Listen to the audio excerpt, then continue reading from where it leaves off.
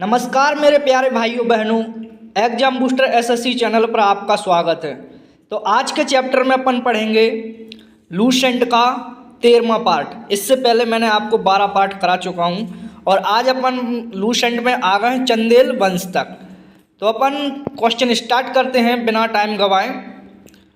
मैं स्लाइड पे लगाता हूं क्वेश्चन, आपको एक एक क्वेश्चन का आपको ऐसे आंसर देना है जैसे कि बहुत स्पीड में, ठीक है, क्योंकि मैंने क्वेश्चन बहुत ऑब्जेक्टिव रखे हैं और ऐसा नहीं कि क्वेश्चन मैंने कहीं और से लिए। बढ़िया लूसेंट करा रहे हैं 1 बाई पेज से लेके एंड तक, ठीक है। तो लास्ट तक बने रहें और अपने चैनल को सब्सक्राइब कर लें जिससे कि आप पीछे ना हो जाएं, ठीक है। स्टार्ट करते हैं क्वेश्चन। नंबर पहला क्वेश्चन है, अपन हेडिंग से पढ़ेंगे, हेडिंग बाई हेडिंग, ठीक है। स्टार्ट करते हैं। चंदेल वंश, चंदेल वंश से जितने भी क्वेश्चन बने हैं ना मैंने सब रख लिए इसमें। तो चलो स्टार्ट। पहला क्वेश्चन क्या लगा है, इसका आंसर दीजिए जल्दी से, जब तक मैं पेन ले रहा हूँ, ठीक है। चंदेल वंश का संस्थापक कौन था? देखो दोस्तों, तो चंदेल वंश का संस्थापक कौन था बताइए। तो दोस्तों इसका आंसर क्या है? नन्नूक। क्या है? नन्नूक, ठीक है। ये चंदेल वंश का संस्थापक जिसने इसकी स्थापना की थी, किसकी? चंदेल वंश की। तो वो कौन था? नन्नूक था। यहाँ तक सबको समझ में आ रही है? चलो दूसरा क्वेश्चन क्या? चंदेल वंश का उदय किस क्षेत्र में हुआ था? चंदेल वंश का उदय किस क्षेत्र में हुआ था, मतलब ये चंदेल वंश कहाँ से, किस क्षेत्र से आए थे? तो कहाँ से आए थे? बुंदेलखंड से। कहाँ इनका उदय, ये कहाँ बने थे, मतलब कहाँ इनकी जो जन्मभूमि थी, बुंदेलखंड थी इनकी जन्मभूमि, ठीक है, ठीक है। इतनी सी बात सबको समझ में आई। चंदेल वंश की प्रमुख राजधानियाँ कौन कौन सी थी? देखो जो चंदेल वंश की जो राजधानियाँ थी वो कौन कौन सी थी? खजुराहो और महोबा। खजुराहो कहाँ पे? आपको पता है, छतरपुर में। तो यहाँ पे खजुराहो का मंदिर तुमने सुना होगा, एमपी में है। कहाँ पे? एमपी छतरपुर में। तो कहाँ कहाँ थी इनकी राजधानियाँ? खजुराहो में और महोबा में, ठीक है। चंदेल वंश का सबसे शक्तिशाली शासक कौन था? चंदेल वंश का सबसे शक्तिशाली मतलब प्रवीण, दक्ष, एकदम हर चीज में, विद्या में आंग हो, लड़ाई में भी, हर चीज में आंग हो। तो कौन था वो? धंगदेव। कौन था दोस्तों? धंगदेव। यहाँ तक आपको समझ में आई? चंदेल वंश का संस्थापक नन्नूक था, चंदेल वंश का उदय बुंदेलखंड से हुआ था, चंदेल वंश की राजधानी खजुराहो और महोबा थी और चंदेल वंश का शक्तिशाली शासक धंगदेव था। यहाँ तक बहुत अच्छे से समझ में आ गई होगी उम्मीद है। अब नेक्स्ट क्वेश्चन में देखो, धंगदेव ने किसकी उपाधि धारण की थी, मतलब इनने कौन सा पद धारण कर लिया था धंगदेव ने? देखो ये तो महान शासक थे, मतलब एकदम दक्ष, प्रवीण, ठीक है। तो इनने कौन सी उपाधि धारण की थी? महाराजा धीराज की। महाराजा धीराज मतलब महाराजाओं के महाराजा, महाराजा धीराज, ठीक है। खजुराहो के मंदिर किस वंश ने बनवाए थे? देखो जो अपने खजुराहो छतरपुर है ना, जो एमपी में है यहाँ पे, तो एमपी में खजुराहो छतरपुर के मंदिर हैं, जो मंदिर का निर्माण भी चंदेल शासकों ने करवाया था। किसने करवाया था? चंदेल शासकों ने, ठीक है। खजुराहो के मंदिर किस शैली में आते हैं? देखो ये क्वेश्चन बड़ा इंपॉर्टेंट, हर बार पूछा जाता है। अभी दिल्ली पुलिस 2025 में पूछा गया क्वेश्चन है ये। खजुराहो के मंदिर किस शैली में बने? तो नागर शैली में। किस शैली में बने दोस्तों? नागर शैली, ठीक है। कांदरिया महादेव मंदिर का निर्माण किसने करवाया था? जो कांदरिया महादेव मंदिर है ना, कहाँ पे? खजुराहो में। तो ये एक विद्याधर शासक थे ना, उन्होंने इसका निर्माण करवाया था, इस मंदिर का, ठीक है। यहाँ तक सबको समझ में आई? देखो महमूद गजनवी से संघर्ष करने वाला चंदेल शासक कौन था? देखो संघर्ष का मतलब समझ रहे हो आप, मतलब लड़ाई करने वाला, युद्ध करने वाला। तो वो कौन सा शासक था बताइए, जल्दी बताइए। वो कौन सा शासक था दोस्तों? विद्याधर। कौन सा था? विद्याधर। इतनी सी बात सबको समझ में आई? तो महमूद गजनवी से संघर्ष करने वाला जो चंदेल शासक था वो था विद्याधर। इनके बीच लड़ाई हुई थी, ठीक है। चंदेल वंश के समय कौन सा कला केंद्र प्रसिद्ध था? तो चंदेल वंश के समय कौन सी कला केंद्र प्रसिद्ध थी? तो वो कौन सी थी? खजुराहो में। खजुराहो में यहाँ पे सब कुछ होता था, ठीक है। अब चलेंगे अपन त्रिपुरी या कलचुरी वंश पर। कौन सा? कलचुरी वंश के मैंने जितने क्वेश्चन बने हैं मैंने सब रख लिए। लूसेंट को खोल के बैठ जाइए आगे, उसमें से एक एक क्वेश्चन निकाले हैं मैंने, ठीक है। यहाँ तक सबको समझ में आ रही है ना? और चैनल को लाइक एंड सब्सक्राइब कर लीजिए। देखो कलचुरी वंश का संस्थापक कौन था दोस्तों? वो था कोकल प्रथम। कोकल प्रथम। कलचुरी वंश का जो संस्थापक था दोस्तों वो कौन था? कोकल प्रथम। यहाँ तक तो समझ में आ रही है ना सबको? कलचुरी वंश की राजधानी क्या थी? इनकी राजधानी क्या थी? तो दोस्तों इनकी राजधानी त्रिपुरी। क्या थी? त्रिपुरी। यहाँ तक सबको समझ में आई? ठीक है। देखो कलचुरी वंश का प्रसिद्ध शासक कौन था? प्रसिद्ध, जहाँ प्रसिद्ध की बात आए ना समझ जाओ कि वो एकदम राजा एकदम प्रवीण दक्ष होगा वो। तो कौन था? गंगदेव। कौन था दोस्तों? गंगदेव। कलचुरी वंश का प्रसिद्ध शासक था वो गंगदेव था। और विक्रमादित्य की उपाधि किसने धारण की थी? देखो विक्रमादित्य की उपाधि किसने धारण की थी? गंगदेव ने ही की थी। यहाँ तक सबको बहुत अच्छे से समझ में आ रहा है कि नहीं? इसकी आपको PDF exam booster SSC channel पर मिल जाएगी टेलीग्राम पर, वहां पहुंच जाइए, प्रिंटेड फॉर्मेट में निकलवा कर पढ़िए, डेली पढ़िए। गंगदेव ने किन क्षेत्रों का विजय प्राप्त की थी? जो गंगदेव थे उनने कौन कौन से क्षेत्रों पर मतलब विजय प्राप्त की थी, जीते थे वो क्षेत्र, उन्होंने अपने बस में कर लिए थे, जीत लिए थे। तो वो कौन कौन था? कलिंग और काशी। देखो काशी आप जानते हो कहाँ पर? बनारस यूपी में काशी क्षेत्र और कलिंग। ठीक है, तो ये उन्होंने क्या किए थे? जीत लिए थे युद्ध में। ठीक है। परमार वंश, देखो परमार वंश के जितने भी क्वेश्चन बने मैंने सब रख लिए, इंपोर्टेंट क्वेश्चन है दोस्तों, लास्ट तक जरूर बने रहिए, भाग मत जाना बीच में से।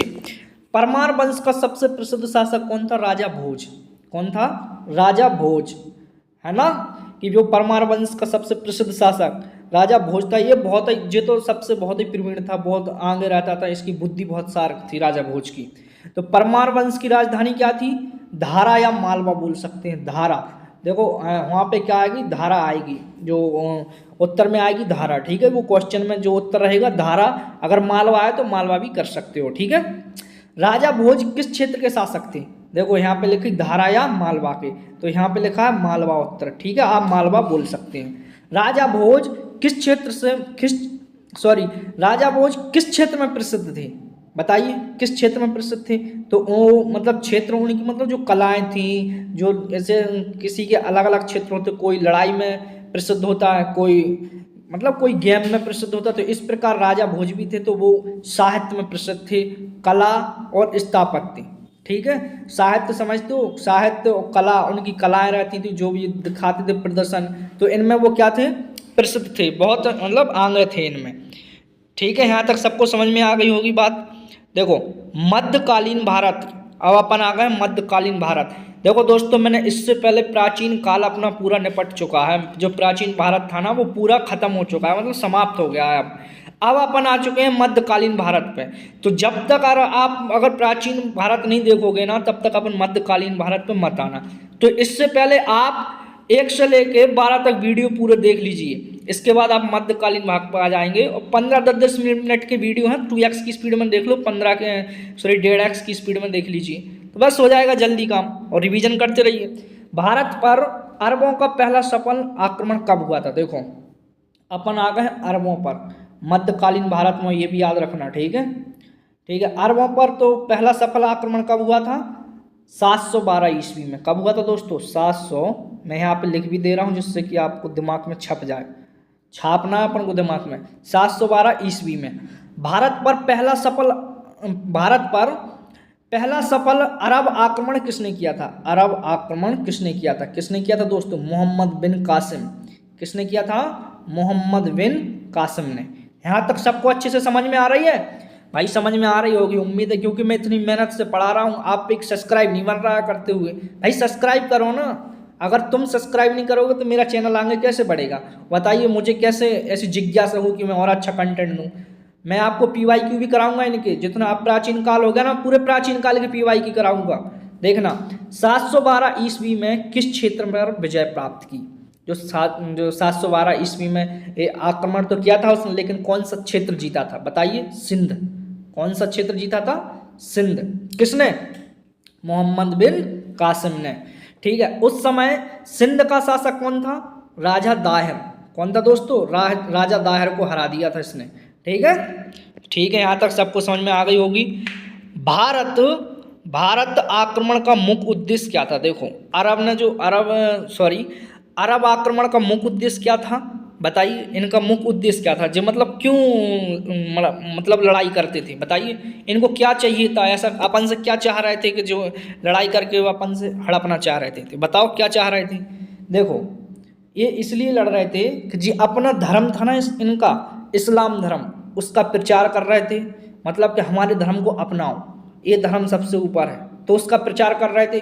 और दूसरी बात क्या करते थे, ये धन लूटते थे। जैसे मंदिर लूट लिया, इस प्रकार जो मंदिर लूट लिया करते थे, तो इस प्रकार ये धन लूटते थे। समझ रहे हो बात खिलाना, सीधी सी बात में धन दौलत सब लूट ले जा रहे थे और बोल रहे थे हमारे धर्म को प्रचार करो, हमारे धर्म को प्रचार करो, बंदी बना बना के। तो इस प्रकार बोलते थे। ठीक है, यहाँ तक सबको समझ में आ गई होगी।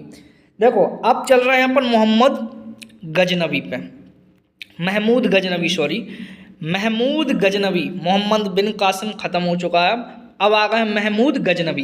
देखो गजनवी वंश की स्थापना किसने की थी, तो बताइए दोस्तों। जो गजनवी वंश था, अल्पतगीन। कौन था, अल्पतगीन। देखो मैं कितने अच्छे से क्वेश्चन करा रहा हूँ, आपको ये भी नहीं लग रहा होगा कि हाँ ये थ्योरी हो रही है। थ्योरी भी थोड़ी बताता चल रहा हूँ, और आपने थ्योरी पहले से पढ़ रखी होगी, तो आप बढ़िया प्रैक्टिस करिए ना। यहाँ पे महमूद गजनवी के पिता कौन थे, महमूद गजनवी के पिता कौन थे दोस्तों, कौन थे बता, कौन था, सुबुक्तगीन। ठीक है, सुबुक्तगीन था। ये देखो ना थोड़ा अटपटा सा हुआ लिखा हुआ है, तो कोई दिक्कत नहीं, आप पढ़ लो। महमूद गजनवी का शासन काल क्या था, महमूद गजनवी ने कब से कब तक भैया राज किया था। अरे भैया इसने तो क्षेत्र पर विजय छा गया था। ये तो 998 से लेकर 1030 ईसा पूर्व तक इसने अपना शासन किया था दोस्तों। 958 से लेकर 1030 ईस्वी तक। ठीक है भाइयों, यहाँ तक समझ में आ गई होगी आपको बहुत अच्छे से। देखो इतना अच्छे से एक्सप्लेन करता हूँ दोस्तों, यार सब्सक्राइब कर लिया करे यार, छोटा परिवार है भाई। महमूद गजनवी ने भारत पर कितनी बार आक्रमण किया, बताइए। देखो ये बहुत इंपॉर्टेंट क्वेश्चन है, इसको ना तुम इंपॉर्टेंट की कैटेगरी में रख लीजिए। ठीक है, और कितनी बार आक्रमण किया इसने, 17 बार। कितनी बार दोस्तों, 17 बार। ठीक है, यहाँ तक सबको समझ में आई। महमूद गजनवी का पहला आक्रमण कब हुआ था, तो इसका पहला आक्रमण हुआ था 1000 ईस्वी में।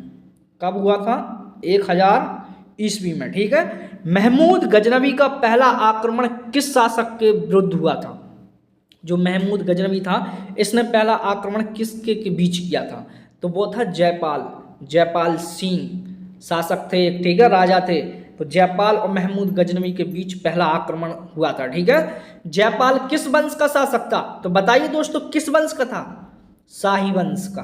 किसका था, शाही वंश का। यहाँ तक सबको समझ में आई, ये लिखा हुआ उत्तर नीचे। ठीक है, बहुत अच्छे से समझ में आ रही होगी दोस्तों, क्योंकि मैं बहुत मेहनत करके बनाता हूँ ये वीडियो। आपको इंपोर्टेंट क्वेश्चन निकालना 2-2 3-3 घंटे लगते हैं, जब जाके कंटेंट बनता है।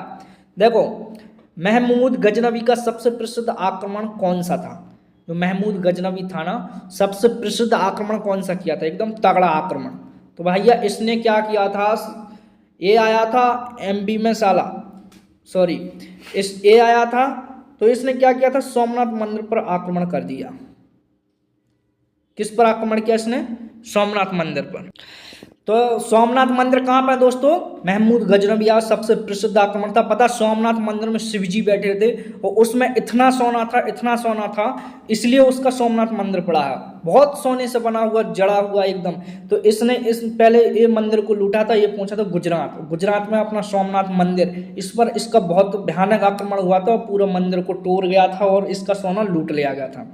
ठीक है, सोमनाथ मंदिर पर आक्रमण कब हुआ था, 1025 ईसा पूर्व में। कब हुआ था दोस्तों, 1025 ईसा पूर्व में इसने आक्रमण किया था। ठीक है, आपने वो एक मूवी आई है ना, अगर वो मूवी आपने देखी हो कभी, सोमनाथ मंदिर पे बनी है, मैं बताऊंगा आपको। तो हाँ, सोमनाथ पर आक्रमण के समय गुजरात का शासक कौन था दोस्तों, सोमनाथ पर आक्रमण के समय गुजरात का शासक कौन था, भीम प्रथम। कौन था दोस्तों, भीम प्रथम। तो भैया इन्होंने सोमनाथ का ये आक्रमण करते समय गुजरात का शासक बना था भीम प्रथम। ठीक है, महमूद गजनवी का मुख्य उद्देश्य क्या था, देखो ये तो मैंने पहले ही बता दिया, भारत की अपार संपत्ति लूटना। तभी तो ये मंदिरों पर आक्रमण करता था, क्योंकि मंदिरों में अपने यहाँ पे क्या रहता था कि बहुत सोना चढ़ा रहता था भगवानों को, और हर चीज़ रहती थी, सोने चांदी। तो भाई ये ज़्यादातर मंदिरों को आक्रमण करता था। ठीक है, तो भारत पर अपार संपत्ति लूटना इसका काम था। ठीक है, किसका, महमूद गजनवी का। यहाँ तक बहुत अच्छे से समझ में आ रही है दोस्तों, समझ में आ रही हो तो लाइक ठोको। देखो महमूद गजनवी का दरबारी इतिहासकार कौन था, महमूद गजनवी का दरबारी इतिहासकार कौन था, तो अल उत्बी था। कौन था दोस्तों? अल उत्बी। महमूद गजनवी था ना, इसका जो दरबार में रहता था, इतिहासकार, इस जो भी इतिहास की बात रहती सब लिखता था, जो भी करता था सब यही करता था, अल उत्बी। ठीक है। महमूद गजनवी ने किस प्रमुख नगरों पर आक्रमण किया? देखो कहाँ कहाँ किया, देखो इनने सोमनाथ पर किया गुजरात में, मथुरा किया इन्होंने यूपी में, कन्नौज भी किया है। ठीक है।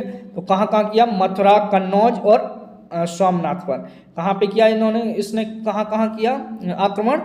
मथुरा, कन्नौज और सोमनाथ पर। यहाँ तक सबको समझ में आई दोस्तों? चलो आगे बढ़ते हैं। महमूद गजनवी की राजधानी क्या थी? तो महमूद गजनवी की राजधानी थी गजनी। क्या थी दोस्तों? इसी के नाम पड़ी थी गजनी। गजनवी था इसलिए के नाम, इसी से ऐसे याद रखना आपको, गजनवी की गजनी राजधानी, महमूद गजनवी की गजनी राजधानी। ठीक है।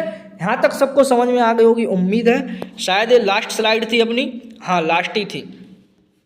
तो एग्जाम बूस्टर एसएससी चैनल को लाइक, शेयर एंड सब्सक्राइब करें, और अगर आपको ये क्लास बहुत अच्छी लगी हो तो इसको शेयर करें, और आप इसको मतलब लास्ट तक, और मैं ऐसे वीडियो डालता रहूँगा तो आप इसको सब्सक्राइब भी कर लें। और इसकी पीडीएफ आपको मैंने पहले ही बता दी, फिर बता रहा हूँ, एग्जाम बूस्टर एसएससी चैनल पर मिलेगी, टेलीग्राम पर सर्च कर लेना। ठीक है। ये जो यहाँ पर लिखा दिख रहा है ना, एक सेकेंड मैं आपको बता रहा हूँ, ये वाला यहाँ पे लिखा हुआ पेज पे ही, तो इसको चैनल को ऐसे जैसा लिखा है ऐसे ही सर्च करना तो आपको आ जाएगा, तो वहाँ आपको पीडीएफ मिल जाएगी। ठीक है। तो लास्ट तक बने रहने के लिए थैंक यू सो मच, और आगे ऐसी वीडियो पाने के लिए सब्सक्राइब करो।